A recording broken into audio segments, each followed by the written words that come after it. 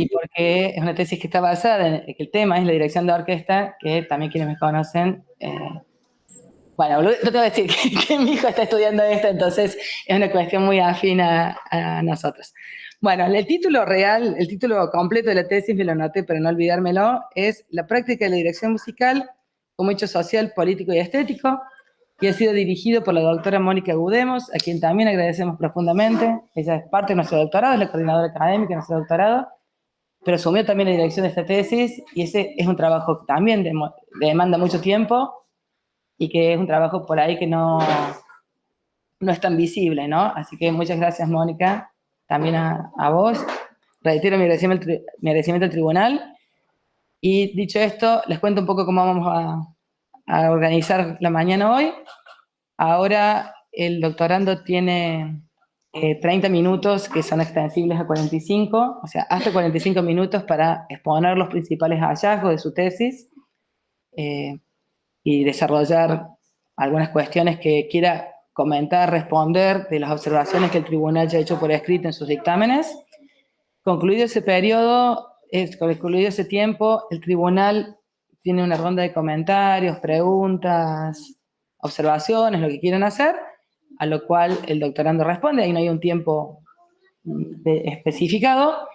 Y concluido eso, entiendo, ayúdame Juli, que todos se quedan acá, pero el tribunal que están todos virtual, vamos a llevar la computadora a otra sala para que ustedes puedan deliberar y definir la nota, la evaluación, redactar el acta final. En esa instancia Juli los va a estar acompañando si necesitan ayuda más secretarial. Y concluido eso, ustedes se pueden quedar acá, pero concluido el acta, vamos a volver acá para leerla. Esa es más o menos la estructura. Así que bueno, solo me queda reiterar mi agradecimiento y bueno, y también agradecerte a vos, Hernando, darnos la posibilidad de estar hoy acá escuchándote. Bueno, muchas gracias.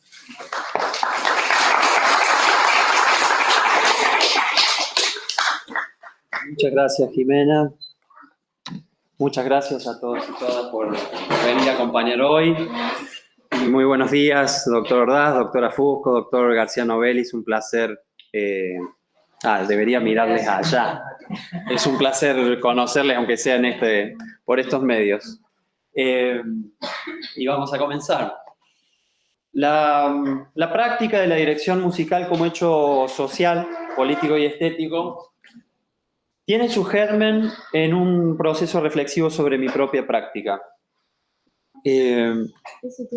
Ahí está. Gracias.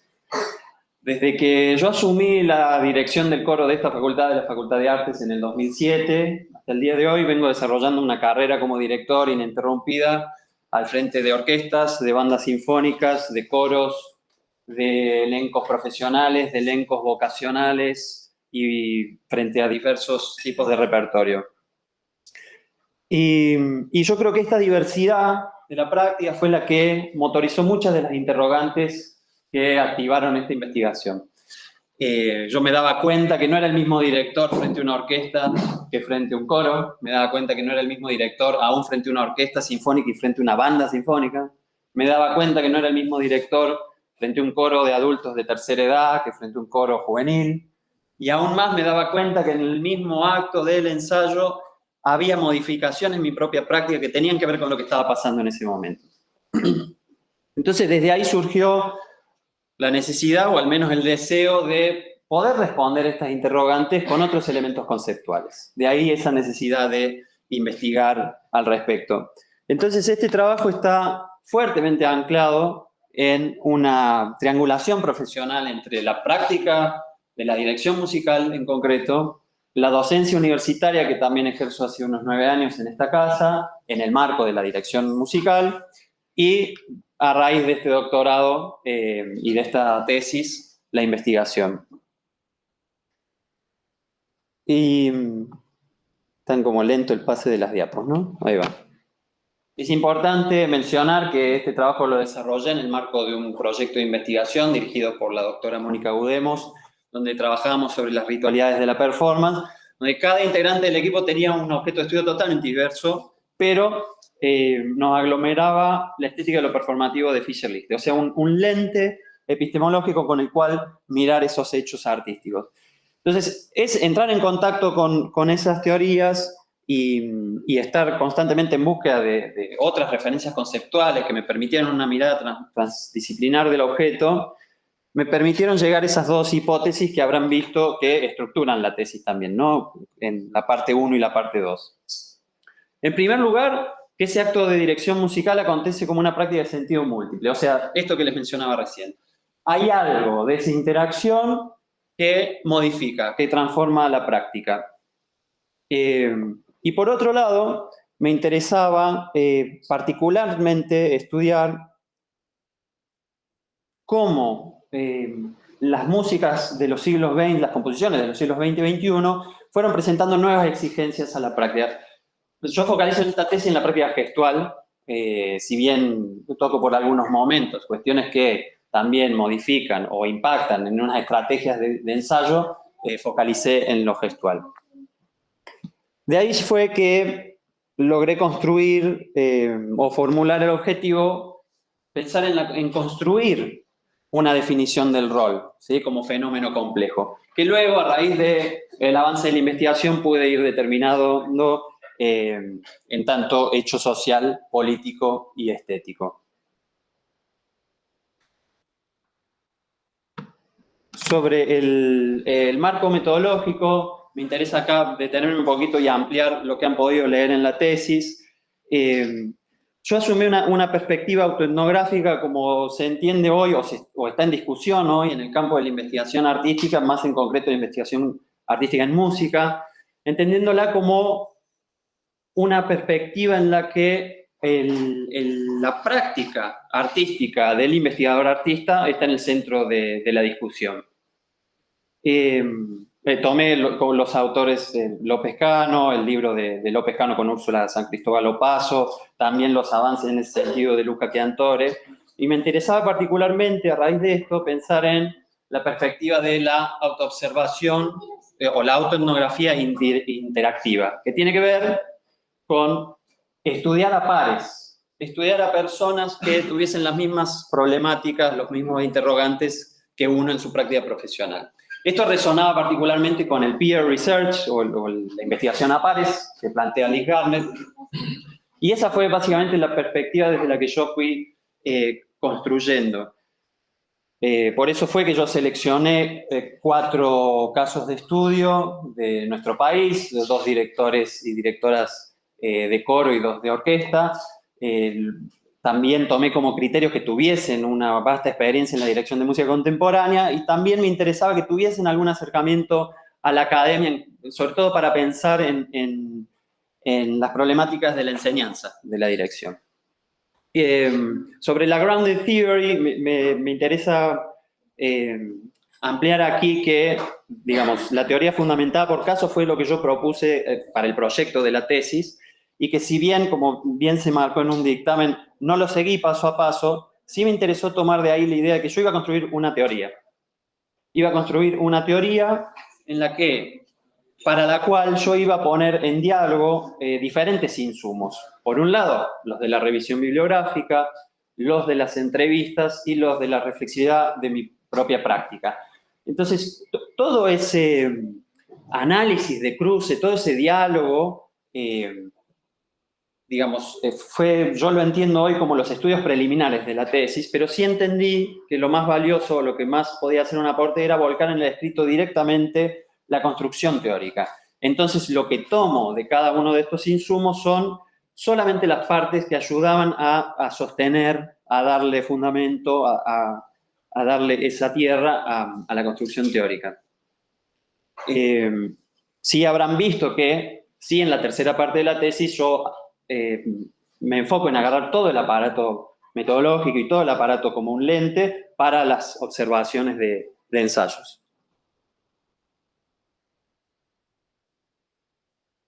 Acá me interesaba nomás para que vean del trabajo de escritorio personal en la casa, las matrices que yo iba pudiendo construir a medida que iban emergiendo las categorías y las problemáticas, las matrices que podía ir construyendo a raíz de las entrevistas y la revisión bibliográfica.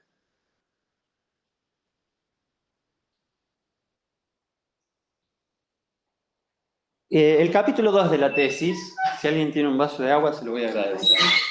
Me olvidé de poner el agua. A mí me interesó en este capítulo articular las implicancias operativas del pensar y el observar la práctica de la dirección musical en un contexto de investigación científica. Este es el capítulo en el que básicamente yo establezco un estado del arte. Pero a mí me interesaba no solo llevar a cabo una revisión bibliográfica, sino aprovechar para producir una discusión metodológica que aporte al reciente, incipiente campo de estudios que conocemos hoy como Conductor Studies, o Continen lo define así en su tesis doctoral del 2008, y que comienza a establecerse como un campo disciplinar donde todavía no hay una discusión establecida sobre cómo estudiamos esas prácticas, ¿no? Entonces, aproveché la construcción de este estado del arte para realizar esa problematización metodológica. Y ahí, bueno, una de las maravillas de la investigación es que cuando uno empieza como a formular una idea, un concepto, y lo empieza como a refinar, y está muy orgulloso de lo que está logrando, encuentra el texto que ya lo trabajó, ¿no? Entonces uno empieza a tener una relación de amor-odio ahí con algunos autores. Estoy hablando puntualmente de Liz Garnett, que además pudimos entablar un diálogo, un ida y vuelta de trabajo en esta investigación, por lo que le estoy muy agradecido. Gracias. Liz Garnett plantea que a la hora de pensar la dirección musical, hay dos modelos en competencia, que acá yo sumaría a la hora de hacer la práctica de dirección también. Por un lado, un modelo de señalización, donde un director codifica información que va a señalizar a través de gestos perceptibles, y va a estar en instrumentistas, cantantes, van a estar encargados de decodificar esa información para actuar en consecuencia.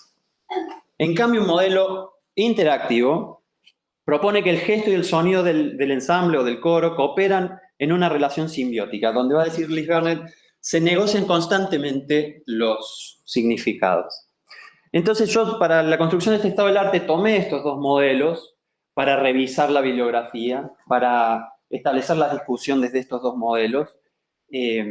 Insisto, tanto desde sus argumentaciones y conclusiones como desde los postulados metodológicos de esas investigaciones, que fue prácticamente lo que ayudó a establecer los subtítulos de ese capítulo, ¿no? Yo organizo la discusión en función de los aportes metodológicos de cada investigación. No voy a entrar en la discusión del capítulo, sí me parece importante aquí marcar que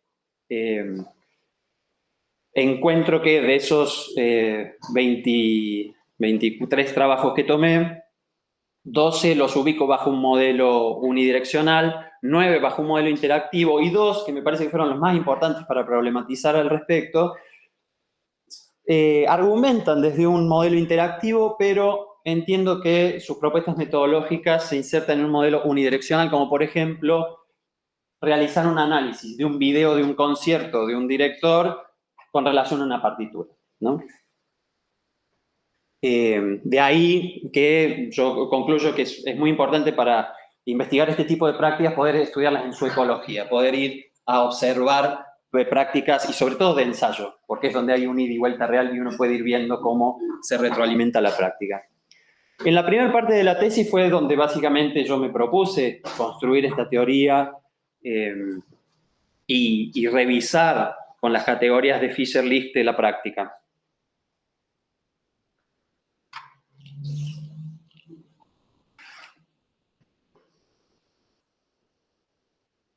En el análisis de la medialidad de la práctica de dirección, yo tomé particularmente el concepto de Fisher-Lichte de bucle de retroalimentación. O sea, para Fisher-Lichte el hecho artístico no es solamente un espacio de tiempo donde hay copresencia física, sino que le interesa el análisis del contagio de las acciones. El contagio energético, que iba a decir la materialidad, emerge de ese bucle de retroalimentación. Esto me permitió ¿no? pensar particularmente en esto que les decía al comienzo. Bueno, ¿por qué mi gesto va como acomodándose, adecuándose o incidiendo sobre lo que voy escuchando? En este punto fue muy productivo pensar también a la práctica como un hecho social, en la medida en que de esta interacción, de este vínculo, ¿no? El bucle de retroalimentación me permitió poner el foco en lo vincular, no en la relación entre el director y la partitura, el director y la música, sino la relación y el vínculo entre el director, directora y el ensamble. Entonces ahí, bueno, en este capítulo analizo un poco cómo se constituyen esas comunidades de trabajo, de ahí que podamos entender la práctica como un hecho social. Para eso fue muy útil tomar algunas otras categorías como las de flow y flux, que no voy a entrar en eso ahora por cuestiones de tiempo, pero se lo dejo para que lo lean.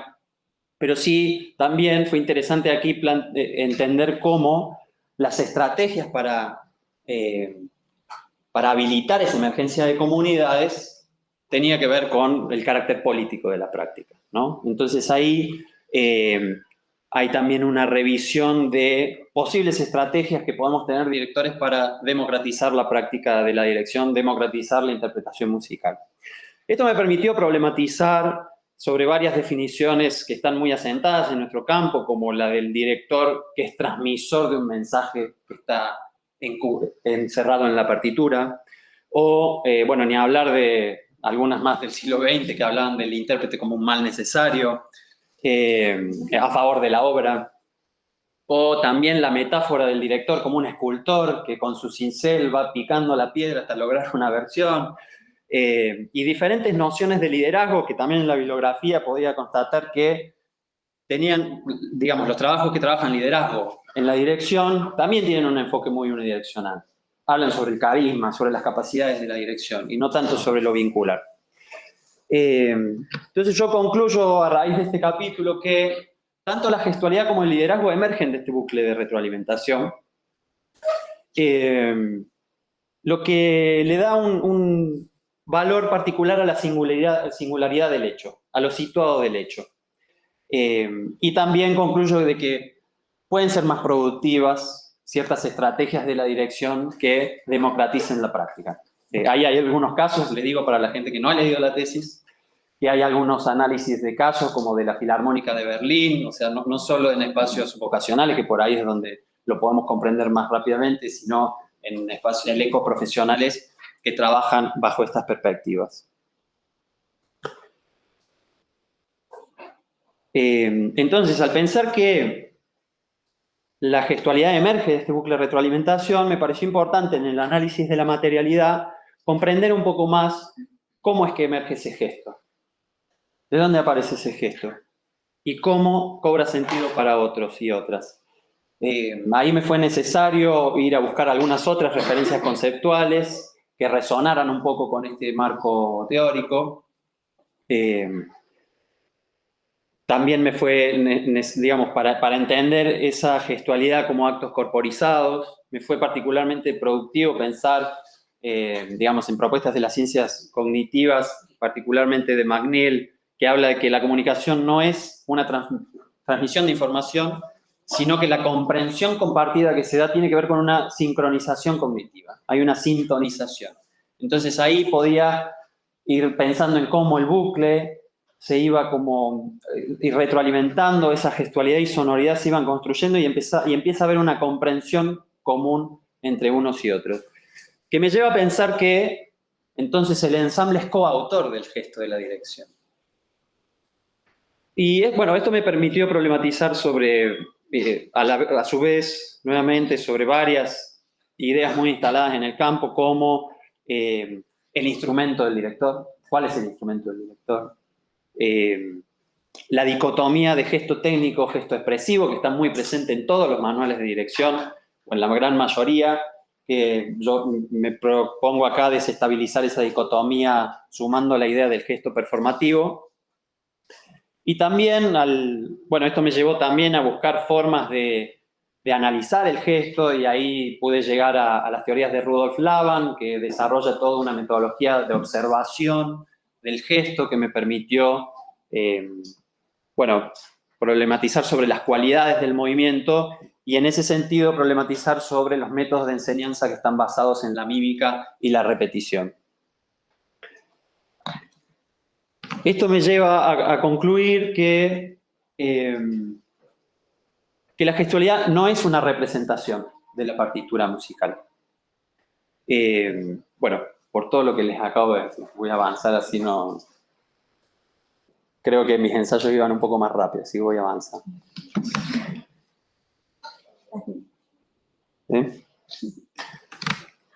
Y a la hora de pensar la esteticidad de la práctica, Fischer-Lichte plantea que la esteticidad de un hecho artístico lo determina su carácter de acontecimiento.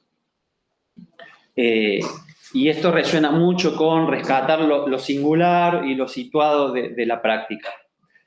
Y entonces yo ahí empecé a percibir que este modo de entender la práctica, es decir, un hecho en el que la gestualidad, el liderazgo, ¿sí?, la sonoridad emergen de ese bucle de retroalimentación, emerge de la práctica interactiva, va definiendo una estética particular. Y que a mí me fue muy productivo pensarlo desde esta perspectiva de pensar en la experiencia estética. Y sobre todo lo que problematizo en este capítulo tiene que ver ya con la parte del ensayo, ¿no? Situarnos en el ensayo y mover el foco del objetivo del ensayo, ¿no? Y ahí hubo toda una revisión bibliográfica al respecto de las definiciones de ensayo. Ahí encontré un quiebre muy marcado entre también las teorías del siglo XX, donde el director debe imponerse para que se revele la verdad de la música y de la obra, en contraste con una serie de textos mucho más actuales que trabajan sobre el desarrollo de habilidades y estrategias para sortear problemas técnicos, ¿no? Como podríamos definir lo que es el oficio. Entonces, ahí hay un quiebre muy marcado del perfil del director entre el siglo XX y XXI, pero a mí me interesaba como correr el foco y pensar, bueno, pero ¿qué pasa si pensamos que el objetivo no es desarrollar esa versión y superar los problemas técnicos para llegar a ella, sino provocar, habilitar una experiencia estética con todos los que estamos participando? Esto me permitió problematizar sobre las diferentes nociones del ensayo y sobre todo sobre la noción de eficacia. Yo cuando me formé, sobre todo en dirección orquestal, todo el tiempo que me formé principalmente con maestros europeos, a cada rato me marcaban lo que valía en euro el minuto de una orquesta. ¿Sabes lo que vale en euro el minuto de esta orquesta? Entonces... Y esto me permitió entonces buscar otras formas, que después, si queda tiempo en algún momento, les cuento de cómo intento ponerlo en práctica en mi vida cotidiana.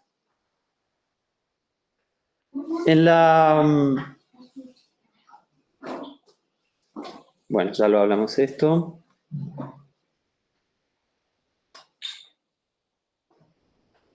En la segunda parte de la tesis es donde me preocupé justamente por revisar cómo las nuevas estéticas compositivas impactaban sobre la práctica, sobre todo gestual, como les dije hace un rato. Y ahí yo entiendo que hay una desestabilización de la técnica de dirección. Aquí también, digamos, el trabajo que llevé adelante para esta parte fue tomar una serie de composiciones del siglo XX-XXI que bajo ningún punto de vista intenta ser abarcativo, sino representativo. Yo esos casos los tomé de algunas obras paradigmáticas referenciadas en los textos que revisan la composición de los siglos XX-XXI, como el de Smith-Brindle o el de Fischerman. También tomé casos que iban apareciendo de las entrevistas, de experiencias personales de los directores que entrevisté, y también experiencias personales, porque cuando comencé esta tesis yo estaba haciendo mucho de estreno de música contemporánea. Y en ese análisis de las exigencias fue que fueron emergiendo estas tres categorías que yo utilizo para entender cómo se va desestabilizando la técnica. Que en un primer momento fueron dos, ¿no? Y a medida que fui avanzando entendí que había algunas sutilezas más y me permitió llegar a esta categorización de adecuación, expansión y desborde de la técnica. En el análisis de la adecuación, yo aquí, en estos tres capítulos hay una plétora de casos y ejemplos de obras y partituras que les invito a quienes no hayan leído la tesis a acercarse luego. pero yo lo pude más o menos organizar en obras que exigen una acrobacia gestual. El término acrobacia surgió de la entrevista con Santiago Santero, donde él me decía, bueno, sí, hay obras que son realmente acrobáticas, hay que ensayar solo en casa un montón para hasta dominar lo que tenemos que hacer antes de pararnos frente al ensamble. Que tiene que ver con la aparición constante de la desestabilidad métrica, ¿no?, en las composiciones, o de gran variedad o inconstancia métrica. A ver si esto... Por ejemplo, solo para traerles un caso, esto es una página de Vortex Temporum de Gerard Griset, donde tenemos un compás, un metro diferente. Este caso no es tan complicado porque tenemos una semicorchea que es constante. Hay casos un poco más complejos que estos en la tesis de scriptos. Por otro lado, surge también una necesidad de adecuar la técnica que viene de las obras que nos presentan de diferentes disposiciones espaciales, ¿no? Ya nuestro gesto tiene que amoldarse a diferentes direccionalidades, que hoy la verdad es que mucho de esto se resuelve con cámaras y videos, ¿sí?, con monitores, pero fue una problemática que fue emergiendo. Yo en mi trabajo de grado, yo soy egresado de licenciado en composición musical y mi trabajo de grado fue sobre componer en base a la espacialidad, y también lo dirigí ese concierto y ahí yo empecé a entender lo que era, ¿no?, enviar los gestos. Que también, luego en el capítulo de análisis de las observaciones, yo pude ver que también este problema también ocurre cotidianamente en una orquesta, por ejemplo, cuando tenemos la percusión allá o tenemos el trabajo con las cuerdas, ¿no? Pero bueno, estas son obras que particularmente exigen esa adecuación. Voy a ir así muy por arriba de los casos, pero para que se den una idea. Por otro lado, entiendo que hay una adecuación en obras en las que aparece una fuerza de arrastre externa, que pone en tensión mi gesto. Por un lado, obras a varios directores, ¿no? Ahí vemos en la imagen, eso es de la Cuarta Sinfonía de Charles Ives, donde hay dos movimientos donde un segundo director aparece y dirige una sección de la orquesta, ¿no? O, bueno, mucho más profundo el caso de Gruppen de Stockhausen, que exige una sincronización previo al ensayo con orquesta de los tres directores monstruoso. Esto es imposible ir derecho a la orquesta. Acá vemos tres directores que están trabajando en la previa.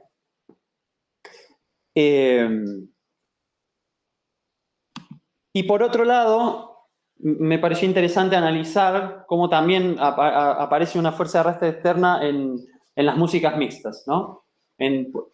Porque a mí me ha tocado, por ejemplo, dirigir obras en las que, por ejemplo, este es un ejemplo de Móvil Inmóvil de Federico Camaralac, egresado de nuestra casa, en el que la referencia de la electrónica que yo tenía era solamente esa grafía manuscrita.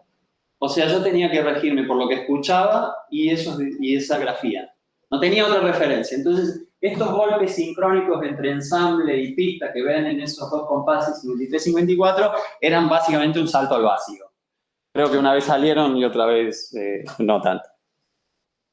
Otros casos que me ha tocado, un poco más sencillos, con una referencia de clic en auriculares, es algo que se utiliza mucho hoy en las músicas mixtas, y creo que el caso más difícil que me ha tocado tiene que ver con, acá el doctor presente, Franco Pellini, en su tesis de grado, donde la referencia de la temporalidad de la pista era un reloj que corría. Entonces la referencia era visual, y yo sabía que en el minuto 123,5 había Entonces hay una tensión constante entre la flexibilidad que uno puede llevar en el ensamble y cierta sincronicidad que tenemos que lograr con la pista, ¿no?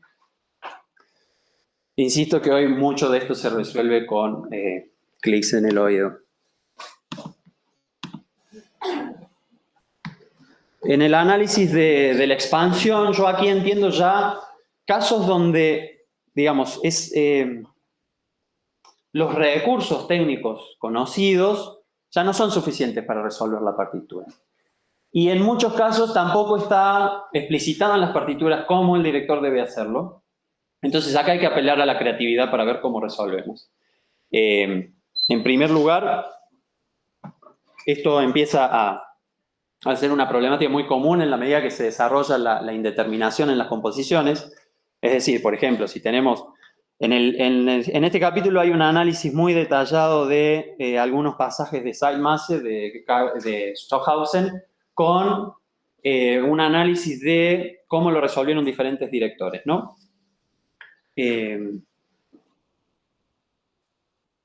Y aquí tenemos, por ejemplo, diferentes líneas con temporalidades diferentes ocurriendo al mismo tiempo. Entonces uno tiene que decidir cuál es la línea que va a marcar. ¿Cuál es la línea que va a marcar? Y esto tiene que haber un acuerdo y una comunicación muy clara para que todo el mundo entienda que esto, no sé, va en el medio de mi quintillo, ¿no? Entonces ahí hay un trabajo artesanal entre director y ensamble de determinar, bueno, esto dónde va a estar, ¿no? No está establecido de antemano. Por otro lado, bueno, aquí yo entiendo que aparecen, estos ya son casos muy raros, yo he encontrado dos de hecho, después si aparecen más me los dicen, donde se explicita, cuando hay diferentes temporalidades como las de recién, uno suele decidir qué voy a marcar. Pero hay algunas composiciones que piden explícitamente que con una mano marquemos un tempo y con la otra, ¿no? Ese es el caso de La incomprensión del silencio de Eric Onia, donde por lo menos tiene la amabilidad de presentarnos una estructura rítmica donde podemos relacionar, ¿sí?, rítmicamente un tempo con el otro, ¿no? Yo debo confesarles que muchos de estos yo los fui como ejercitando y hasta pensaba presentarlos, pero como sabía que iba a estar un poco nervioso, decidí dejarlo al lado. Otro día les muestro.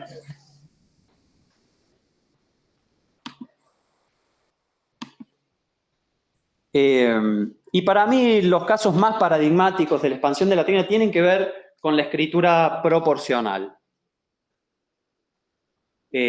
Aquí tenemos una página de periodes de Grisey también, que Grisey trabaja constantemente con referencias analógicas, ¿no? Grupos de segundos.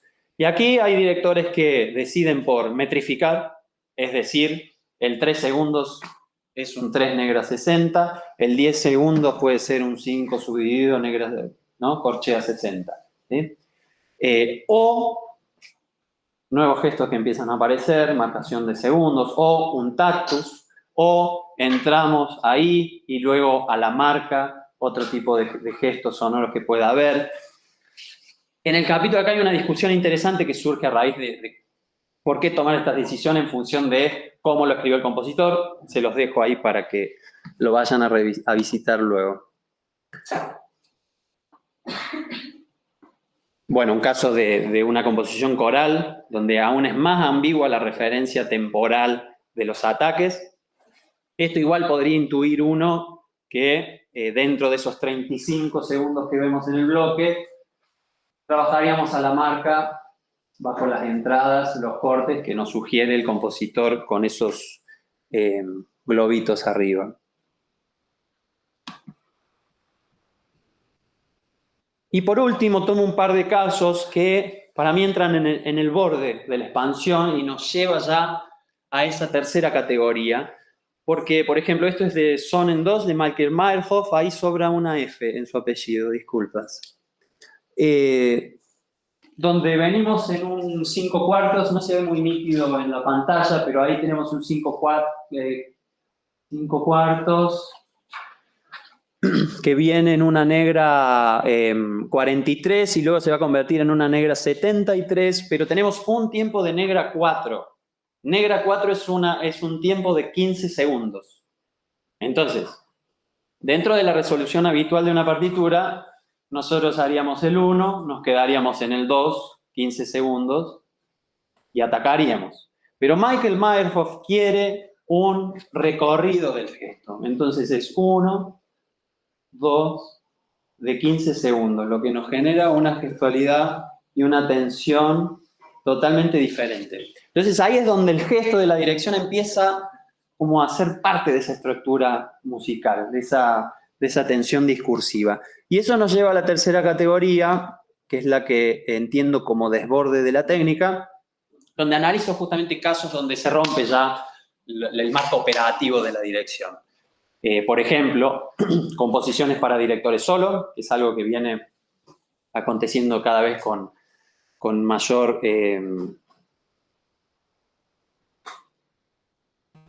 regularidad. ¿Por qué no abre? Ahí está. Por ejemplo, este es simplemente una imagen para que tengan una referencia del concierto for solo conductor de Francis Schwartz. Francis Schwartz está muy relacionado con lo que es el teatro musical. Entonces, esta es una partitura, por ejemplo, que están las indicaciones de lo que hay que hacer por segundo en un texto. Y es bastante complejo porque nos pide, bueno, 45 segundos de la tercera de Mahler por, no sé, por Barenboim. Entonces hay que empezar a dirigir, quizá con los gestos tradicionales, pero a la manera de.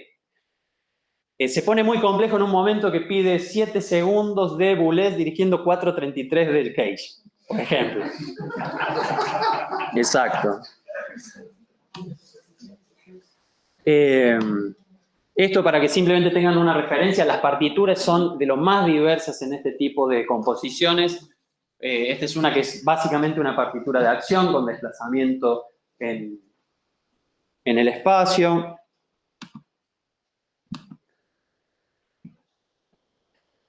Y luego analizo, bueno, cómo esto se va complejizando. Hay una serie de composiciones que nos piden ya a los directores y directoras que utilicemos objetos, que empecemos a materializar directamente el sonido. Esta, por ejemplo, es la partitura de Splitting 12 de Michael Meyerhoff también, que se lee de arriba abajo y de izquierda a derecha, donde esa imagen estaba acá para que la vean.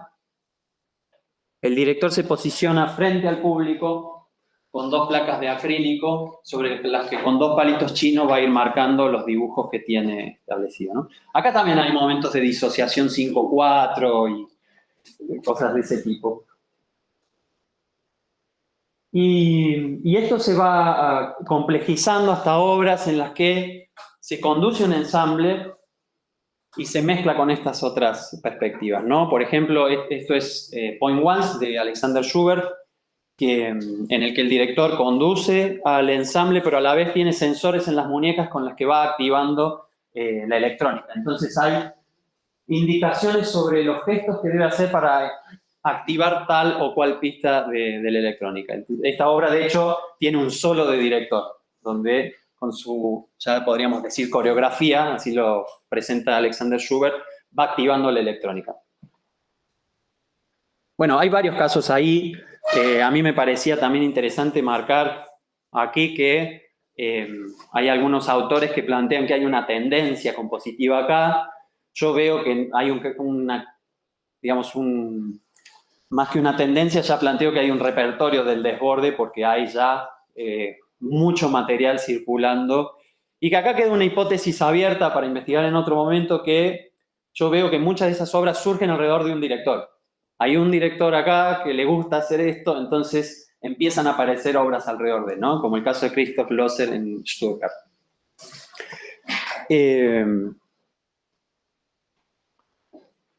Bueno, yo a lo largo de la presentación fui estableciendo las conclusiones a las que iba llegando con cada una de las partes.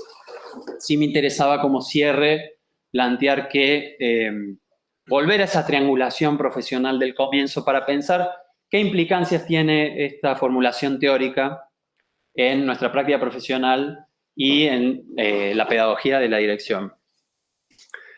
Y yo creo que ya, digamos, entender la dirección desde el modelo interactivo, pensar que la gestualidad emerge de ese vínculo, ya cambiar ese enfoque, yo creo que ya nos habilita a desarrollar una gestualidad mucho más conectada con la sensibilidad musical, con la audiación, con quienes cantan o ejecutan instrumentos en tantos sujetos y obviamente en los aspectos técnicos que implican cada uno de esos fenómenos. A su vez, me parece que esta perspectiva apunta a propiciar la conformación de comunidades, ¿no? Y acá hay un punto interesante, porque por más que uno pueda desarrollar o determinar su modo de hacer, su estilo de dirigir, bueno, con relación a su sensibilidad, a sus ideas y experiencias, resulta fundamental desarrollar un planteo flexible que pueda acomodarse a la identidad musical de cada grupo. Y acá me parece importante que cuando me paro frente a un grupo yo intente percibir cuál es la narrativa de ese grupo con la que voy a trabajar.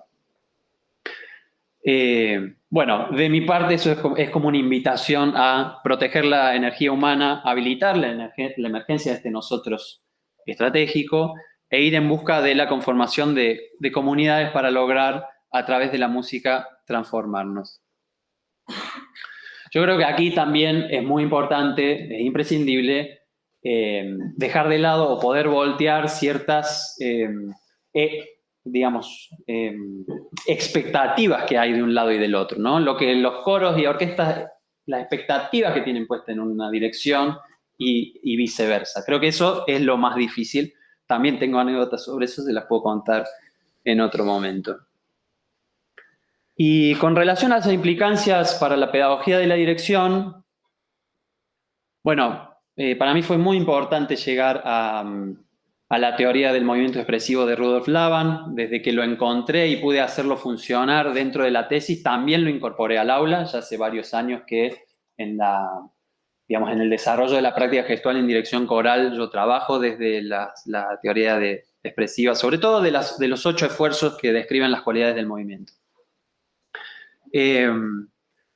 Y nos da, Laban acá nos aporta varias cosas. Una es comprender desde ese lugar el movimiento expresivo, pero sobre todo nos da una serie de categorías para verbalizar lo que vemos de la cualidad del movimiento, que esto es fundamental para comunicarnos con los estudiantes, porque si no es, agarro el brazo, muevo, no, ya podemos hablar de, a ver, probá acá más flotar, a ver, ¿qué pasa si es más deslizar? ¿Qué pasa si das más velocidad en el punto de impacto? ¿Qué pasa si le quitas peso? ¿No? Nos da una forma de comunicarnos que en el trabajo de mímica, eso creo que es lo que más está faltando. Y creo que también con Laban y con muchas otras, digamos, teorías o metodologías de trabajo del movimiento, creo que aporta a desarrollar el potencial del movimiento. Y como se entiende la práctica en esta tesis, este desarrollo del potencial del movimiento significa necesariamente enriquecer las capacidades expresivas y sonoras del ensamble. Sobre esto y también sobre las implicancias que pueda tener en mediaciones pedagógicas este marco teórico en otras cuestiones de la dirección, como la técnica vocal, como la dinámica de ensayo, es que me propongo seguir avanzando en estos próximos años en un proyecto que ya ha sido aprobado por la Secretaría de Ciencia y Técnica de la Universidad, que es titulado Hacia una pedagogía de la dirección coral, prácticas emergentes en la Facultad de Artes. Así que espero pronto estar trayéndoles algunos resultados sobre esa línea de trabajo. Muchas, pero muchas gracias.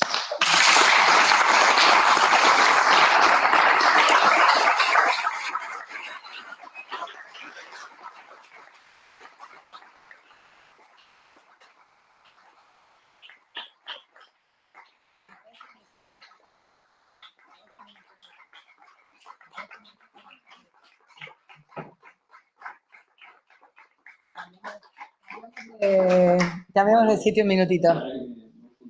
No, pero es un minuto nomás, ¿eh? Bueno, perdón. Ahí, bueno. Es un minuto nomás solo para agradecerte, Hernando, la presentación y para ahora sí dar lugar a las intervenciones del tribunal. No sé si... bueno, yo me muevo y te dejo acá contestando. Si no, me busco una... No, pero... Perdón, no teníamos planeado esta parte. Pero para que vos puedas sentarte y mirar la cámara. Sí, no sé, doctora Ordaz, doctora García Novelli, doctora Fusco, ¿quién quiere iniciar con comentarios, preguntas?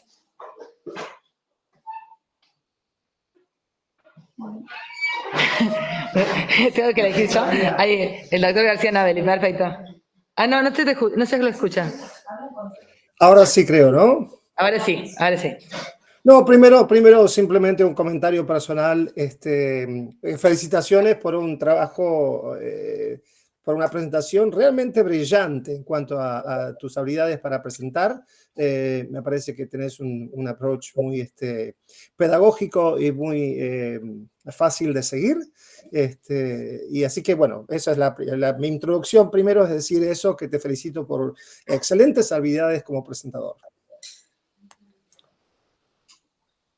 Pero invito a mis colegas para continuar. Yo tengo ya un par de preguntas, pero no quiero ser el primero. Bueno, gracias. No sé si querés contestar. No fue una pregunta, eso fue un comentario nomás. Claro, un comentario. Bien, doctor Ordaz. Como quieras. No, si querés comenzar vos, Andrea, bueno, me sumo a lo que decía Eduardo, por supuesto, lo primero es felicitarte, Hernando, por la excelente presentación. Y sí, yo después tengo comentarios y algunas cosas que podemos discutir. Pero bueno, primero felicitaciones. Llegaste, lo hiciste y lo hiciste muy bien, además. Así que bueno, coincido con Eduardo. Las felicitaciones entonces. Y ya que estamos no solo de la exposición, sino también del objeto de estudio, que me parece que es muy interesante, un área de vacancia y un objeto de estudio al cual no estamos acostumbrados a ponerlo como espacio de la discusión o de la reflexión crítica. Todo lo que tiene que ver con la dirección me parece que está por hacerse, por desarrollarse.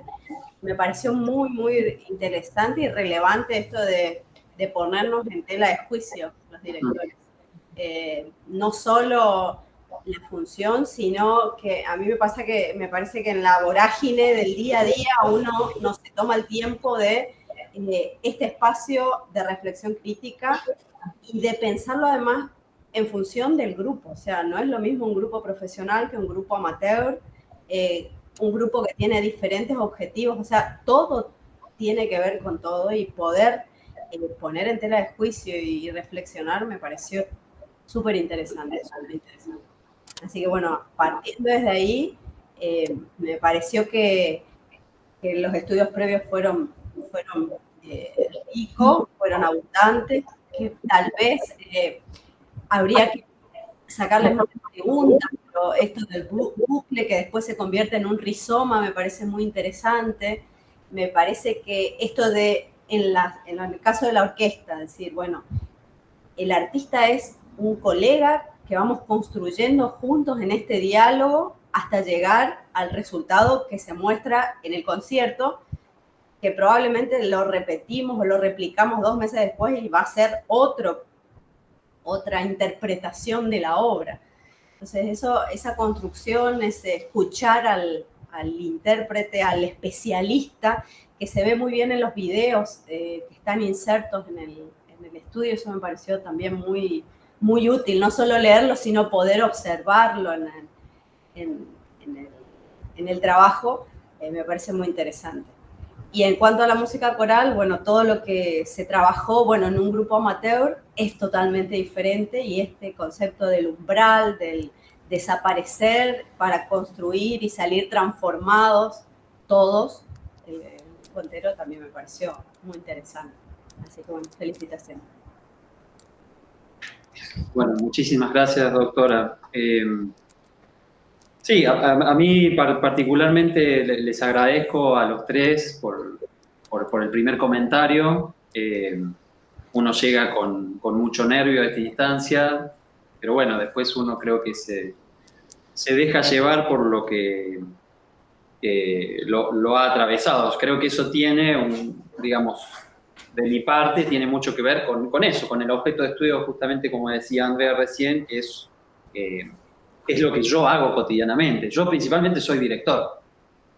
Soy director y soy docente y me le he animado a la investigación, digamos. Y me parece que ahí uno de los aportes de este trabajo, en función de lo que decías al comienzo, tiene que ver con que esa revisión de la bibliografía me hizo a mí conocer una inmensidad de trabajos que hay en el planeta que no estaban en mi circulación personal. Entonces creo que nos debemos todavía sintetizar esos trabajos, lograr ponerlos más en diálogo para, justamente como decía en algún momento, para ir constituyendo este Conductor Studies. Sí hay algunos lugares donde eso está, quizás hay más gente haciéndolo y eso produce una circulación del conocimiento diferente.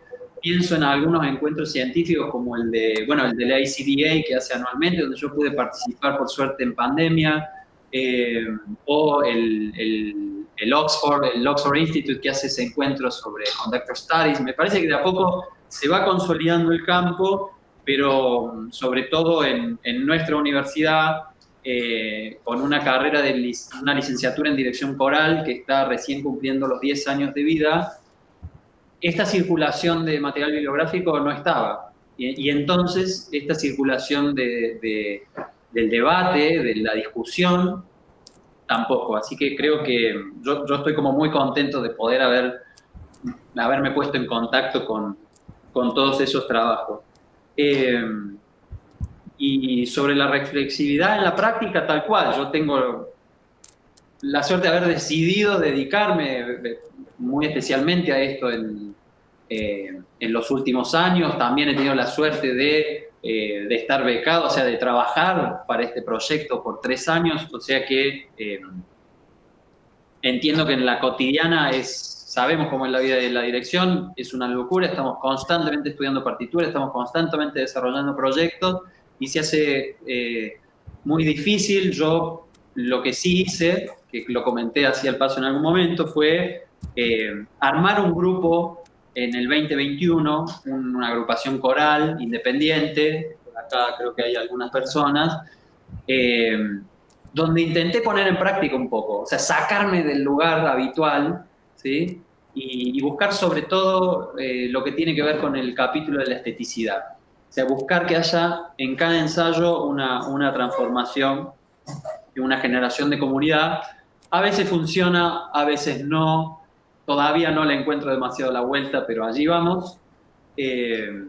También me interesaba contarles que yo estuve a cargo de, digamos, mi relación con los elencos profesionales siempre es de director invitado, salvo 3 años que estuve a cargo de la banda sinfónica de la ciudad de Córdoba, donde ahí ensayábamos todas las semanas, haya o no haya programa, ¿no? Diferente a lo que pasa en algunos otros teatros, que tenemos programación de acuerdo justamente a los conciertos.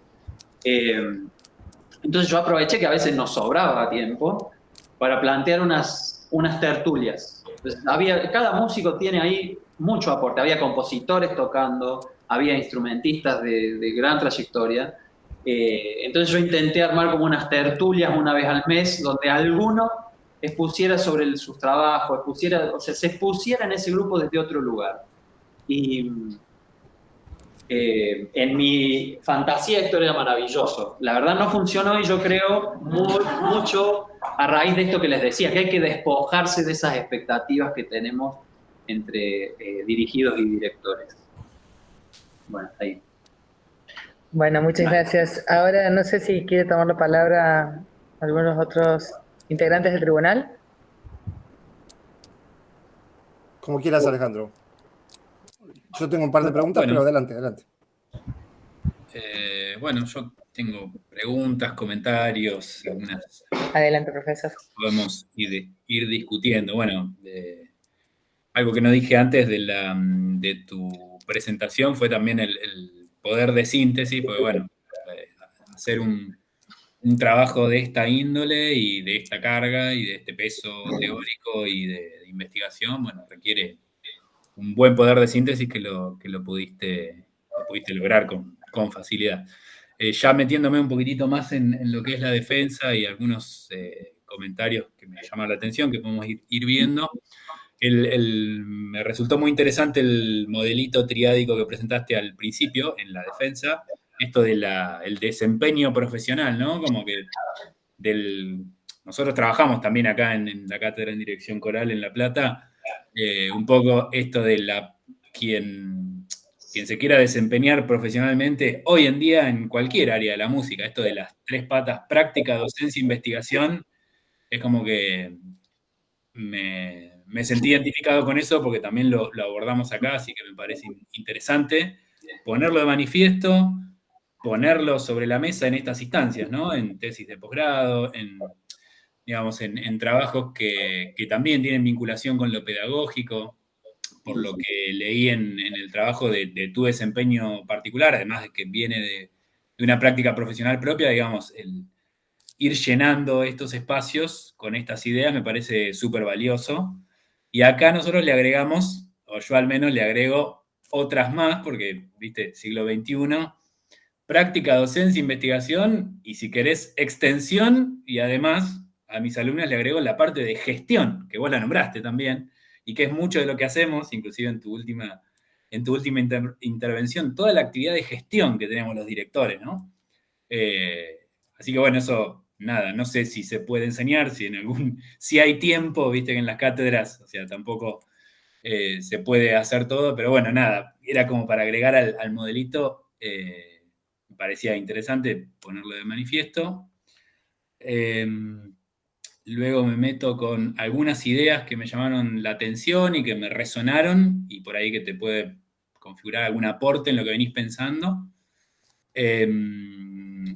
Respecto de Fischer-Liste, la teoría, ¿no? Ahí pones una cita, la página 71. Bueno, te voy a ir nombrando algunas cositas bien puntuales, después de última las revisar. La cita que dice, todos no se transforman en uno, sino que cada uno se transforma en un nosotros, ¿no? Y esto, yo particularmente no conocía la teoría esta, pero sí me resonaba mucho el tema del modelo de bucle de retroalimentación con la teoría de la segunda persona. No sé si estás familiarizado con esta teoría, es una tesis de la filosofía de la mente, ¿no?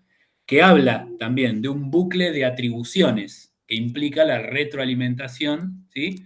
En la interacción. Justamente, bueno, es una tesis de la filosofía de la mente, tiene que ver con la cognición social corporizada, ¿sí? Que incluye el estudio de esta perspectiva.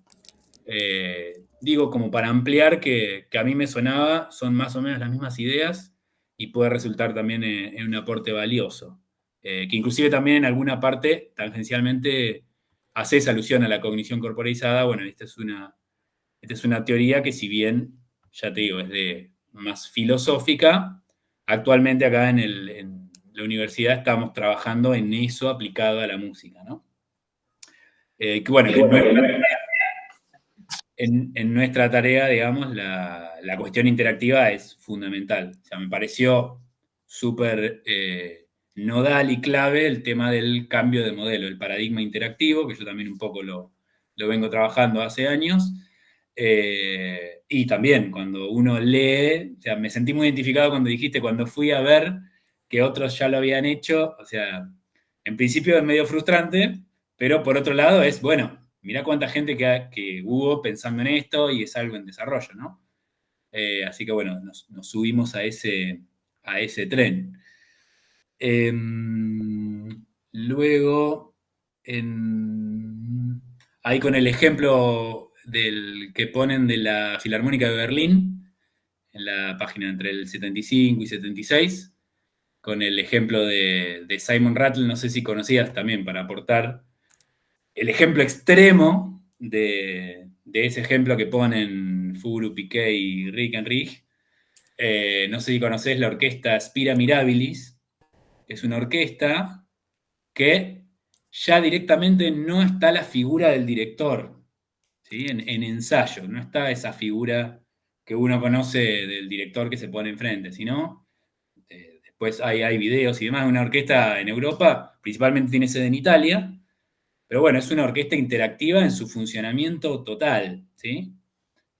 No existe la figura del director, pero bueno, sería el ejemplo extremo de la Filarmónica de Berlín y el funcionamiento, que ahí sí está la figura del director. Así que bueno, te invito a que veas eso. También me sirve para las clases, porque ahí está claramente puesto de manifiesto este modelo, ¿no?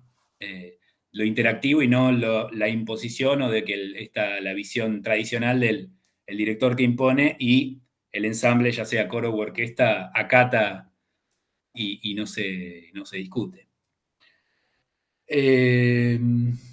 Luego alguna otra cosita respecto de Bueno, esto también para algo que me interesó mucho ya en la página 77 más o menos, cuando estás revisando el marco de la pedagogía coral, ¿sí? Ese libro tan importante que tiene varios artículos de Abrams. Bueno, también hay varios estudios en los que emerge, digamos, como conclusiones, que justamente quienes forman parte de la práctica, los miembros de una orquesta, de un coro, ¿sí? Aparece muy fuertemente esto del componente pedagógico, lo cual resulta ineludible para la tarea, ¿no? Por ejemplo, hay estudios en donde la principal definición que aparece cuando de la gente que forma un coro, por ejemplo, un estudio en particular, bueno, es el aprendizaje. Cuando se le pregunta a coreutas qué es para vos un coro, bueno, la categoría que más emerge es esto del aprendizaje, lo cual podría ser aprendizaje en todo sentido. Se aprende a cantar, se aprende a estar con otros, se aprende a construir el sonido, se aprende a mirar a un director, se aprende a escuchar, digamos. Entonces, bueno, eso podría servir también como como soporte, como base, para decir, bueno, no desdeñemos el componente interactivo de la práctica, posicionado siempre desde el director, sino que veamos qué pasa en el otro, ¿no? ¿Qué más? Bien. Respecto del análisis de las categorías LAVAM, es muy interesante. Yo conocía la teoría, es muy interesante. También hay trabajos en que se ha buscado vincular, me pareció muy interesante tu continuación del proyecto de investigación, que vas a continuar trabajando con eso, así que celebro y nada, te invito a que después interactuemos a ver los resultados de eso, ¿no? O cómo vienen trabajando. Son muy interesantes las categorías que aporta Laban, ¿no? Para el análisis de la gestualidad. Son muy útiles para el tema de la descripción, las calidades de movimiento, pero bueno, yo lo que me da a pensar también que no hay que olvidarse o tener en cuenta que uno de los objetivos del método, es un método para quien no conoce, para emplear en la danza, ¿no? Justamente uno de los objetivos es generar categorías para las calidades de movimiento y para que también sean factibles de ser expresadas por escrito, ¿no? O sea que el método también persigue un objetivo de sistematización de un modelo de escritura.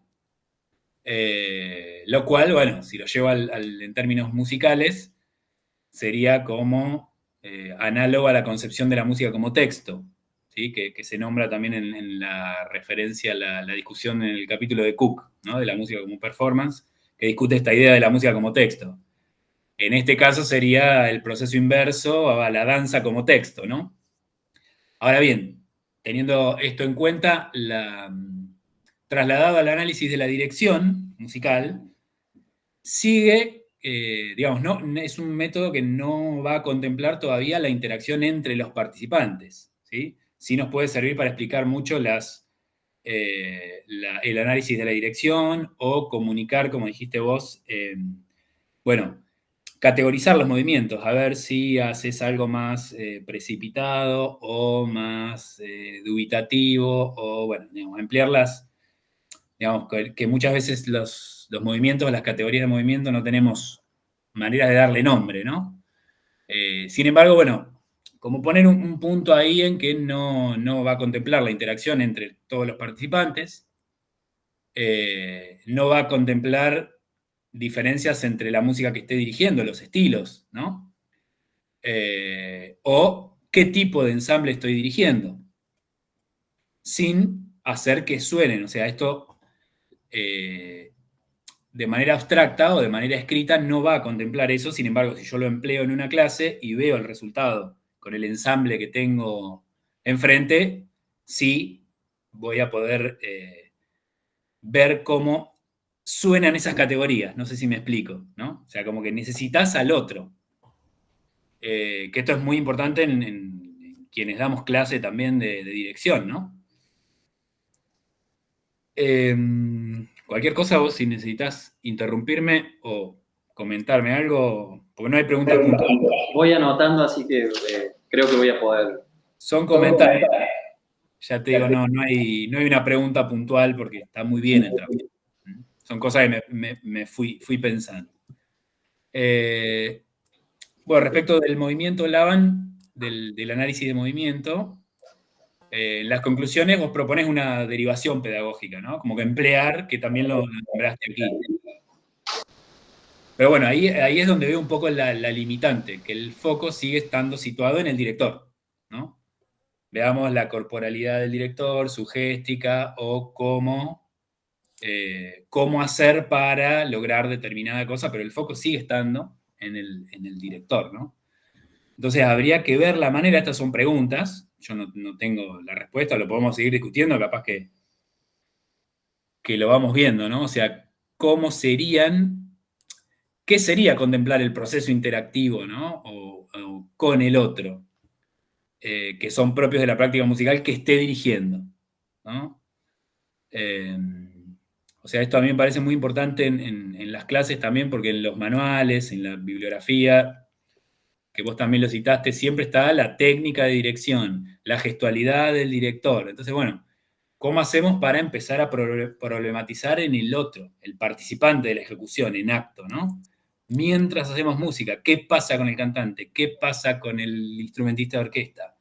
¿Qué es lo que siente en el momento? ¿Sí? Porque los que están del otro lado, digo, los que están participando de la práctica, somos todos ejecutantes e intérpretes, pero el cantante o el músico de orquesta escucha al de al lado, lo ve la otra fila, ve la otra cuerda, hay comportamientos de manera grupal, ¿no? Entonces, bueno, como empezar a pensar eso, ¿no? ¿Cómo problematizar en el otro? ¿Qué más? Bueno, acá me puse unos ejemplos. Por ejemplo, en términos de una clase, ¿no? O sea, sería lo mismo mover dinámicamente toda la energía que conlleva un grupo de 60 personas. Si dirijo un coro de 60 personas, si dirijo a 10, ¿sí? ¿Qué cambios podría generar? ¿Sí? ¿Cómo muevo esa dinámica? Si la masa me lleva dinámicamente frente a variaciones temporales, frente a afinación, que la afinación también es de algún modo intersubjetiva o interactiva, ¿sí? Varios lo sabemos quienes participamos de la práctica, ¿no? O sea, ¿cómo hacer para ver estas cosas desde ambos lados o pensando ahí sí poniendo de manifiesto el modelo interactivo, ¿no? Lo que hace el director en relación al otro, lo que recibe el otro y los otros, y a su vez entre sí mismos quienes participan de la práctica, ¿no? Entonces, bueno, habría que ver cuáles serían las posibles maneras de derivar pedagógicamente algo o algunas cuestiones problematizando en este complejo interactivo, ¿no? Que me llevé directamente a la idea de la construcción de la corporalidad, gestualidad, sobre todo en el análisis cuando te metes sobre la música contemporánea, que ahí está bien en claro que la actividad de la dirección, digamos, la tarea es, cuando uno dice, bueno, una vez más, rebatimos los manuales de la técnica clásica, ¿no? Como si eso se emplearía de manera irreflexiva con cualquier música o cualquier estilo. Bueno, lo que vos planteás y con lo cual yo acuerdo es que hay una tarea de construcción de la corporalidad, gestualidad, que también uno lo ve en las clases, ¿no? Luego, ya para terminar y no monopolizar y dejarle el tiempo a los colegas, me pareció interesantísima lo que vos ponés acerca del ensayo, ya hacia el final de la tesis, unas reflexiones muy interesantes. Yo he tenido maestros que decían, bueno, que seguramente lo han escuchado, bueno, la obra de arte del director está en el ensayo, o es en el ensayo, ¿no? O podríamos agregar, bueno, la obra de arte del director es también durante el ensayo. Digamos, la tarea, el laburo, la la cosa, si lo comparamos con otras artes, ¿no? Como la muestra final, bueno, el concierto, bueno, pero en el ensayo es donde realmente, que también se vislumbra en los ejemplos que analizaste, que bueno, se vincula con esta idea de las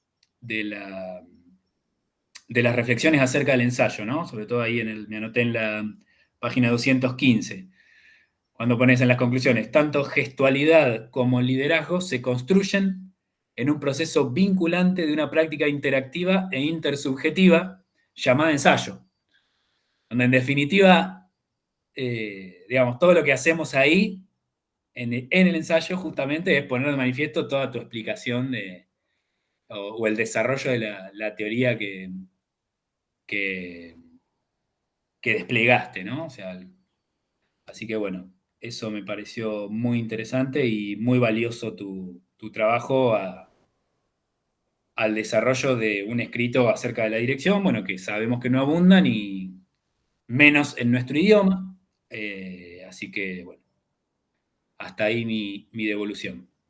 Gracias. No me estoy No, estoy muteada ya. Sí, sí. Ahora sí. Bueno, muchas gracias entonces a usted, doctor. Damos lugar a las respuestas. Bueno, en primer lugar, muchísimas gracias por todos los aportes y en particular también en los que estás haciendo ahora, pero también los del dictamen, porque, y esto agradecerles también a los tres por la lectura comprometida, ¿no? Cuando uno está desarrollando la tesis y la empieza a socializar, va teniendo, ¿no?, como espacios de socialización. Yo he presentado muchas de estas partes en congresos y en algunas publicaciones previas, pero es muy diferente, ¿no?, el entrar en diálogo ya con una lectura tan comprometida como la que han tenido. Y lo digo en particular porque cuando han encontrado, y particularmente, doctor Ordaz, alguna inconsistencia, hubo alguna relectura, una reconsideración. Y eso me parece que es de mucha generosidad, así que muy agradecido por poder, digamos, encontrar donde había algo para detectar una propuesta en concreta que podríamos seguirla discutiendo, ¿no? Pero muy agradecido por eso. Empiezo por lo de Laban. Me parece que, digamos, si bien la teoría de Laban que es bastante extensa, además de la teoría del movimiento expresivo, desarrolla digamos, la metodología de observación y la metodología para llegar a la grafía. Yo creo que sí ha habido un buen atino en quienes vienen trabajando ya con Laban en la pedagogía de la dirección, en tomar solamente la parte de los 8 esfuerzos, o sea, solamente las categorías que describen la cualidad del movimiento, porque también coincido que el resto nos lleva a ese otro modelo, de nuevo al papel, de nuevo a la coreografía. Entonces yo lo que tomo particularmente de Laban son esas categorías de movimiento que, como me parece que lo nombré en algún momento, creo que el aporte tiene que ver con, como decías recién, esos modos de verbalizar que nos hacen falta, que no tenemos, que apelamos a las metáforas o a la mímica. Entonces ahí creo que hay un aporte muy valioso. Y por otro lado, y acá respondiendo un poco a cómo lo veo yo, al menos en el trabajo en las cátedras, que tiene que ver, para mí, Laban es eso y una posibilidad de entrenarse para expandir las posibilidades expresivas. Porque el resto, tal cual lo ibas planteando, es necesario el otro. Entonces yo creo que la función ahí como pedagogos es generar esos espacios de co-creación. O sea, yo ahí no rehuyo de ello. Creo que, y lo digo mucho en las clases cuando presento Laban, yo lo presento como una posibilidad para expandir las posibilidades expresivas. Pero, de nuevo, esto, así como hacer la figura de compás repetidamente no es dirigir, hacer los movimientos flotar y deslizar tampoco es dirigir. Entonces, después nos queda, creo que no podemos escapar de lo interactivo y de, bueno, pensar que nuestro objetivo entonces es habilitar esas experiencias de lo interactivo. Y ahí podremos razonar, bueno, esto que está pasando, bien, si fuesen 60, no, podremos tirar algunas líneas, pero que sabemos que no van a ser pasadas por el cuerpo de las personas hasta que lo hagan. Y ahí sí creo que, bueno, muchas de estas preguntas que ibas planteando, yo me las estoy proponiendo justamente para ahora profundizar un poco, pero sobre todo me interesaba responder sobre lo del ABA. Soy muy consciente que nos lleva a ese lugar. De hecho, yo en la tesis hago una crítica muy fuerte a un uso de la teoría del ABAN que se está usando, que algunos autores pedagogos de la dirección lo utilizan, que terminan llegando al mismo lugar. El movimiento, el esfuerzo tal es análogo al staccato. El esfuerzo dar toque es análogo al staccato. Bueno, yo no comparto eso. Y lo critico en la tesis y creo que hay que tener mucho cuidado con no caer a un uso de la teoría de Laban en la pedagogía de dirección desde ese lugar.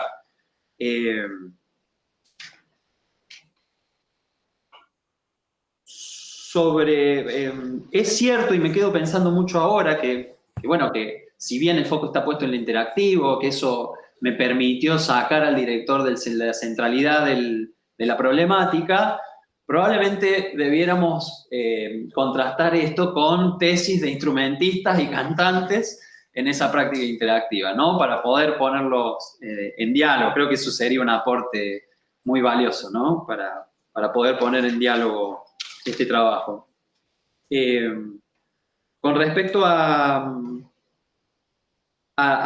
este vínculo entre lo pedagógico y lo profesional, si bien yo hoy lo comentaba desde, bueno, cómo ha sido en mi caso, desde mi propia experiencia, que transcurro esos espacios laborales, digamos, pero sí quería retomar también, y como nombrabas tanto las cátedras, que acá también hacemos mucho hincapié en que la tarea del director es una tarea pedagógica en sí.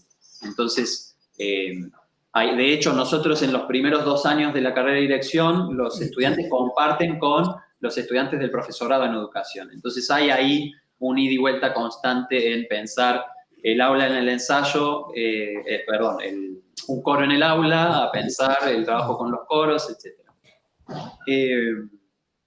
Con respecto a los casos que nombrás, no los conocía, ya los apunté para ir a buscarlos esta tarde mismo, no creo que esta tarde, pero mañana, sobre la orquesta italiana, que después quizá pida que me repitas el nombre, y sobre todo, y sobre las resonancias conceptuales, creo que una de las dificultades de abordar una problemática como esta desde una perspectiva transdisciplinar tiene que ver con que, bueno, a medida que se complejiza, empezamos a apelar a diferentes referencias conceptuales y a veces, no nos permite ir en profundidad sobre una línea de trabajo, sino que la trae como resonancia al marco conceptual en el que uno está. Y ahí rescato esto que proponías desde esa teoría filosófica y también lo digo en función de la observación en el dictamen con respecto al capítulo que tomo, las referencias conceptuales de las ciencias cognitivas, que claramente Sienkiewicz y Cornelia Müller y McNeill pueden ubicarse en las ciencias cognitivas de segunda generación, pero yo los tomo para justamente quitar eso del centro y pensar en lo interactivo. Y me parece que ahí, bueno, cuando leí la observación dije, bueno, acá queda una puerta abierta, una ventana para revisar las teorías postcognitivistas y ver cómo pueden aportar a ello. Yo creo que es muy probable que lleguemos más o menos a la misma conclusión, pero puede haber ahí herramientas para describir el fenómeno mucho más acertadas en un futuro trabajo. Así que muchas gracias por eso. Y lo último, marcar que sí, yo creo que así como... quería volver al primer comentario sobre el no volvernos unos, sino volvernos un nosotros. Eso para mí fue un momento muy bonito porque empecé a encontrarlo, ¿no? En algunos textos sobre all be one, ¿no? Todos volvernos uno. Y en ese momento estaba leyendo este texto de Diana Taylor, ¿no? Sobre lo político y lo performativo. Y ahí es donde encontré esta teoría del volvernos un nosotros. Me pareció muy interesante porque no se trata de una homogeneización de las personas que componen el grupo para que lleguemos a ese objeto, sino que se trata justamente de articular y de ver las maneras de entrar a esos estados de flow y flux, de los que hoy no hablé justamente por cuestiones de tiempo también. Lo mismo con la retroalimentación rizomática, me parece que nos íbamos a ir mucho de tiempo, pero me pareció interesante pensarlo desde ahí. O sea, no tenemos que dejar de lado la diversidad, no tenemos que dejar de lado la complejidad de la composición de esos grupos, sabiendo que el rol de la dirección para mí no tiene que ser el de homogeneizar. Entonces ahí me pareció interesante como traer ese punto. Bueno, y muchas gracias. Bien. Bueno,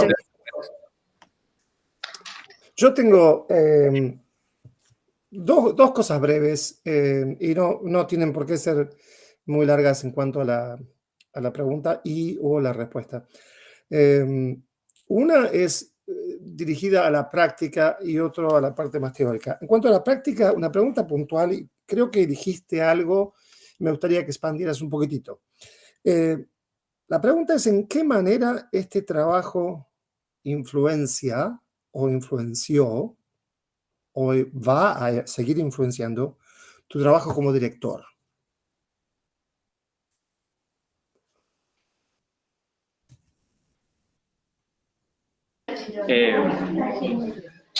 Bueno, sin duda yo creo que, digamos, poner el foco en esta triangulación profesional, marcar que este trabajo surge un poco de mis propias interrogantes, para mí ha sido un proceso de transformación absoluta. Si bien muchas de estas interrogantes yo como que pude poner en palabras y comprender de otra manera cosas que ya intuía, realmente fue una transformación muy grande.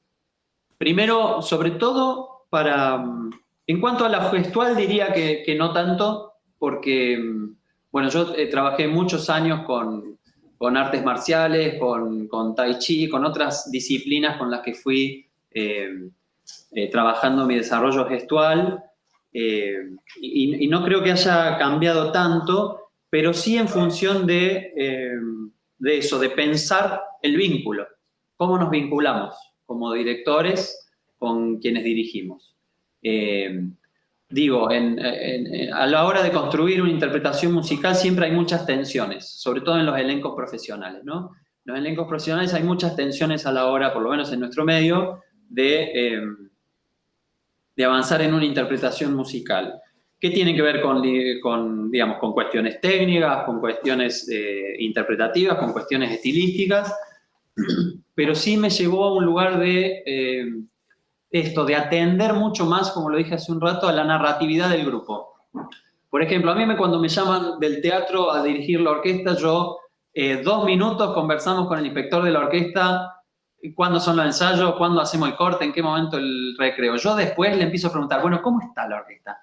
¿Qué problemas gremiales hay en este momento? ¿Quién se está peleando con quién? ¿Qué está pasando? ¿Quién va a tocar el concertino? ¿Por qué? ¿Está el solista tal? ¿No está?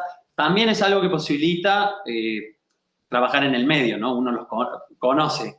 Pero sí me fue cambiando mucho la perspectiva de eso, en qué cosas me ocupo, cuáles son las cosas que yo pienso a la hora de pensar mis dinámicas de ensayo, ¿no? Me ayudó mucho a pensar en eso, sobre todo en el desarrollo de las dinámicas de ensayo, en función obviamente de la percepción energética, ¿no? Pero eso es algo que por ahí sí lo hablamos más habitualmente, de, bueno, cuando un ensayo se está cayendo, cuando se pierde la atención, pero sobre todo eso, comprender un poco la narratividad del grupo, o sea, cuál es esa identidad que podemos sobre todo percibir. Creo que eso ha sido una de las cuestiones más importantes. Bueno, en lo pedagógico creo que ya lo conversamos, creo que el haber llegado a la Habana e ir problematizándolo me cambió mucho el enfoque para cómo abordar la enseñanza. Y sobre todo me animó, como les contaba hace un rato, a testear otras experiencias, como esta que les contaba de la tertulia en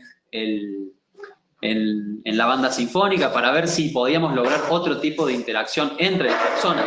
Porque como decía el doctor Ordaz hace unos minutos, focalizamos en el director, pero entre participantes de las orquestas, de las bandas, de los coros, ocurren un montón de cosas. Entonces, por ahí la grupalidad tiene que ver también con dar lugar a esa vinculación entre pares, ¿no? Que en muchos elencos profesionales, de hecho, no ocurre. Creo que eso. Y bueno, eso. Sí, fantástico, fantástico, gracias.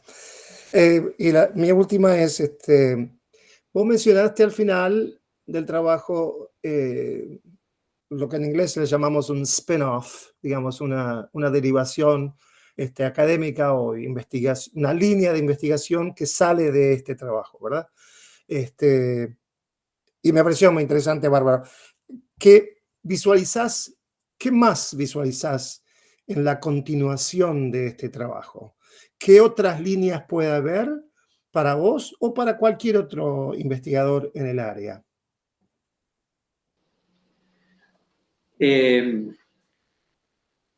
Bueno, ese spin-off yo creo que, bueno, ya lo hemos expuesto un poco Sí, sí.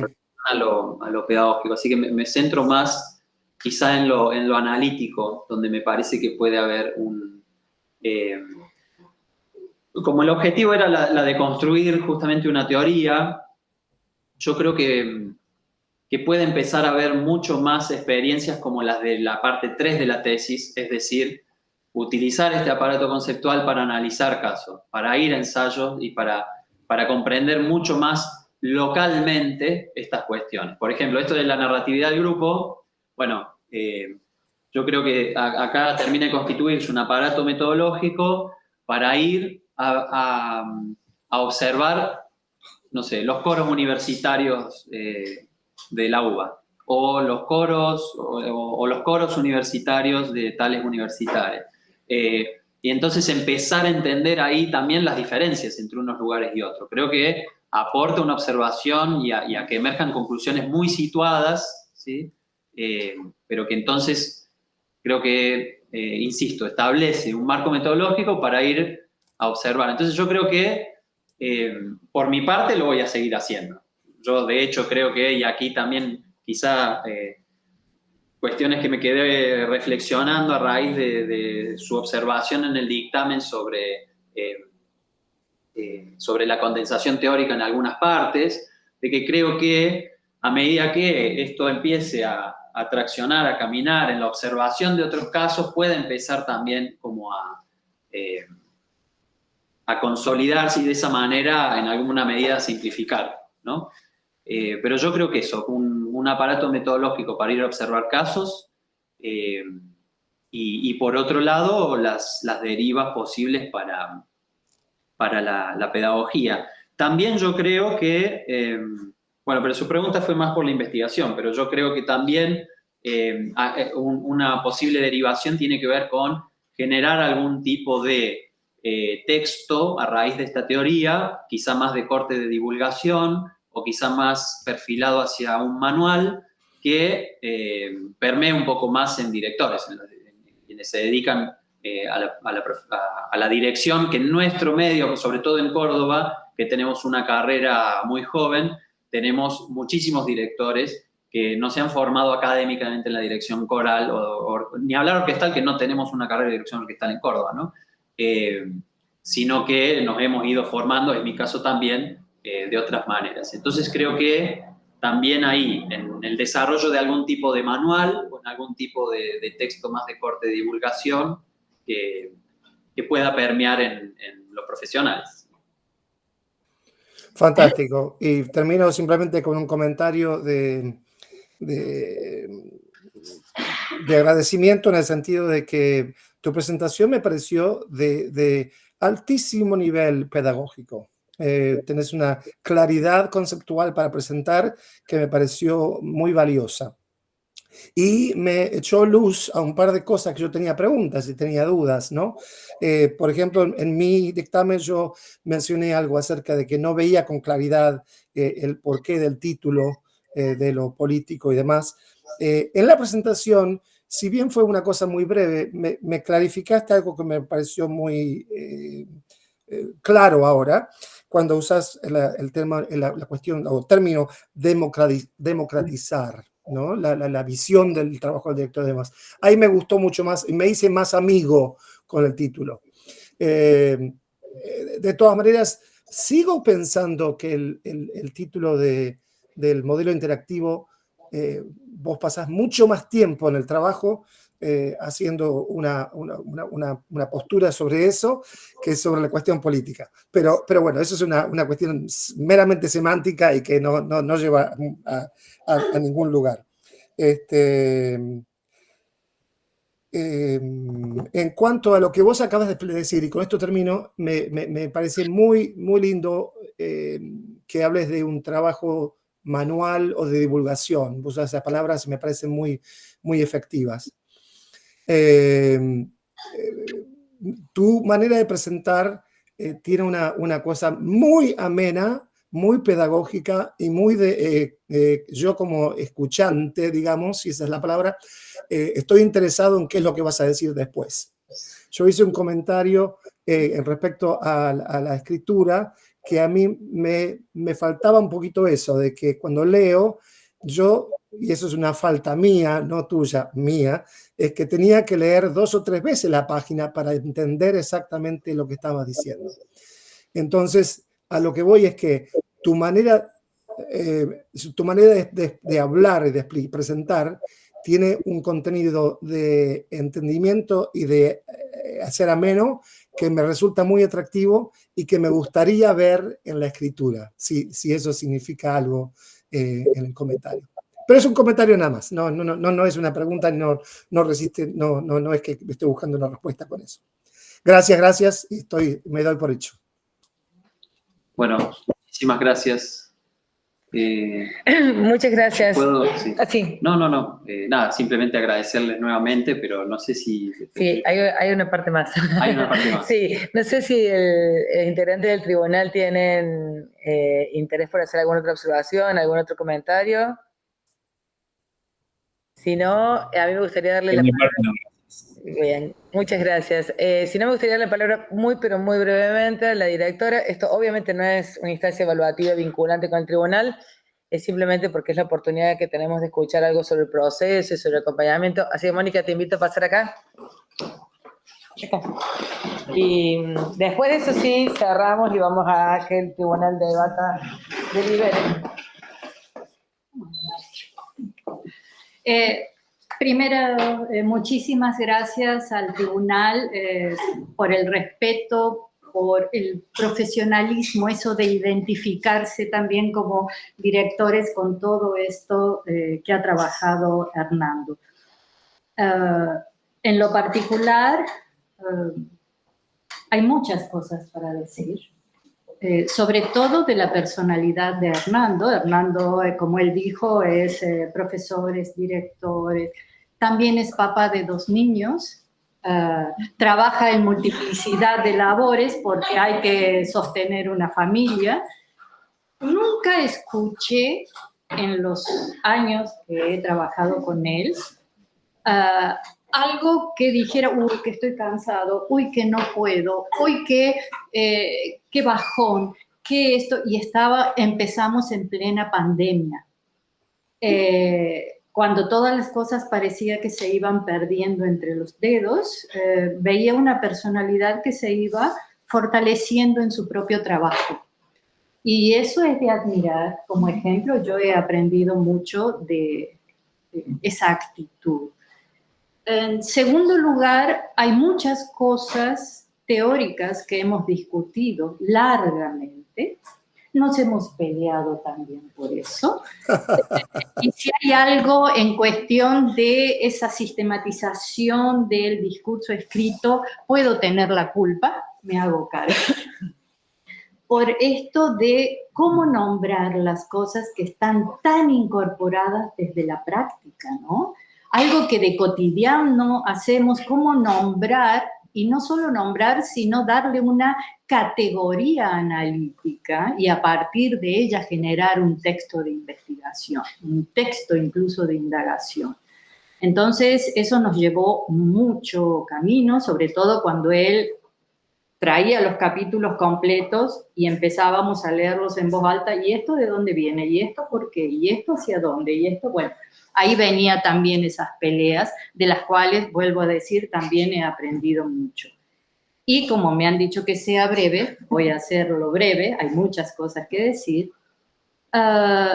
Lo que más me gustó de trabajar con Hernando, y sobre todo en su tesis, es cómo desde nuestro medio, porque también hay que ser conscientes de que hace falta mucho valor para posicionarse en el mismo medio donde uno trabaja, donde uno estudió, donde uno sigue estudiando, y enfrentarse con posicionamientos opuestos, contrarios en muchos casos, y tratar no de revertir, sino de dialogar con esos modos de hacer en nuestro medio.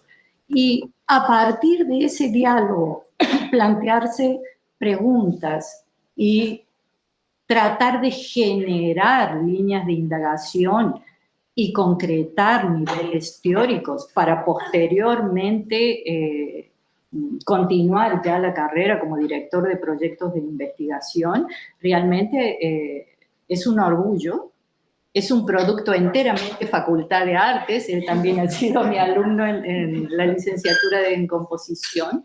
Entonces es como ver todo un proceso culminado y saber que va a seguir, que ya logró toda una autonomía de trabajo que es muy enriquecedor y que vuelve a la universidad porque su trabajo ya está generando impacto en sus alumnos, en los trabajos finales de licenciatura, que ya lo ponen como referente. ¿Y por qué? Porque él trabaja con los alumnos en sus trabajos finales de licenciatura. Entonces hay toda una retroalimentación que como un bucle ya se está volviendo a la facultad. Y esto también es muy importante de tomar conciencia en estos actos, de la importancia que tiene la educación pública, gratuita, de libre acceso, que nos permite llegar a todos a esta instancia. Así que muchísimas gracias, por favor, al tribunal por todo su respeto, al doctorado en artes por posibilitar formación de posgrado y a los presentes que sé que todos de una u otra manera han trabajado con Hernando y han contribuido con su trabajo. Así que muchísimas gracias a todos y todas.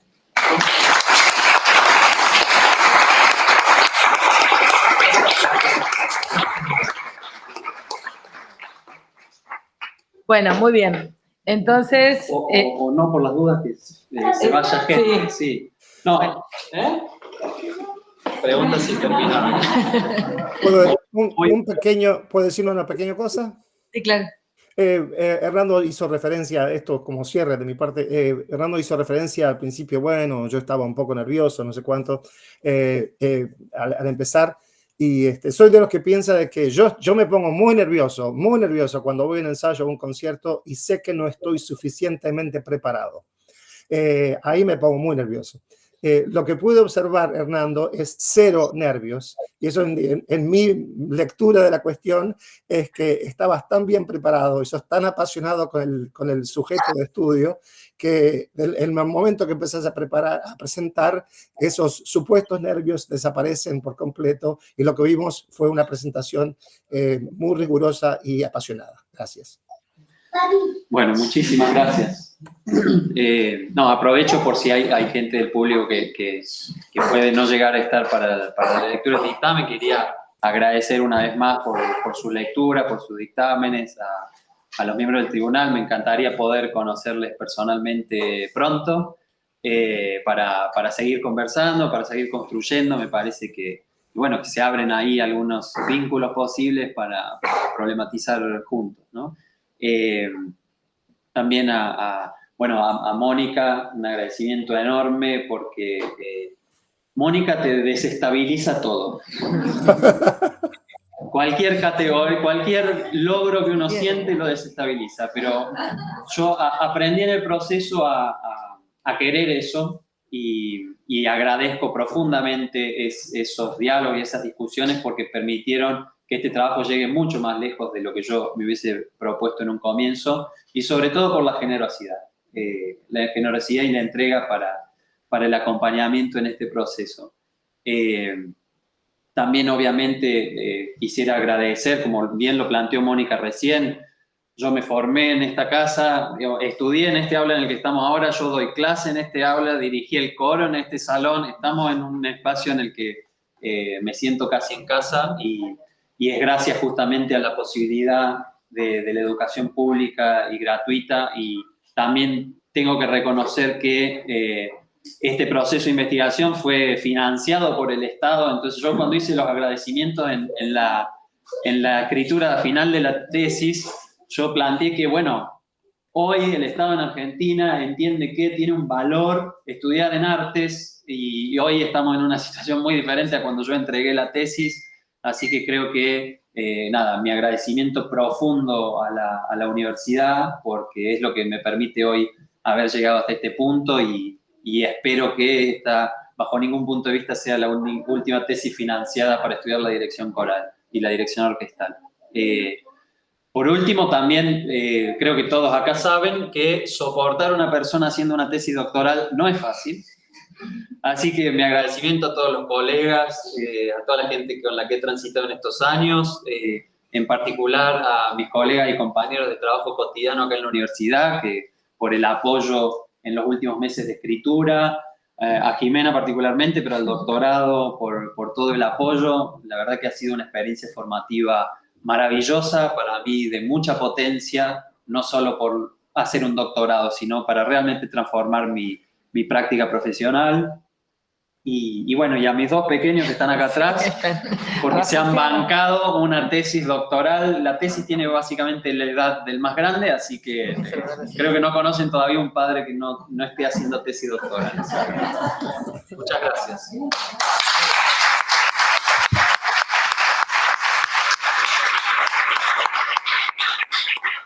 Ahí queremos sacarlos de abajo del piano, las dos criaturas, porque vean, pero no quieren salir.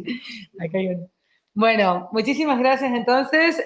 Vamos a hacer un recreo acá, un intervalo para que el tribunal delibere. Entiendo que Juli les pasó recién el otro enlace. Lo deben haber recibido. En 10 minutos, para que tengan un mínimo recreo ustedes también, nos encontramos en ese enlace para que ustedes puedan deliberar y definir el acta final, ¿sí? Dale, perfecto. Bueno, muchísimas gracias nuevamente. Muchas gracias al público.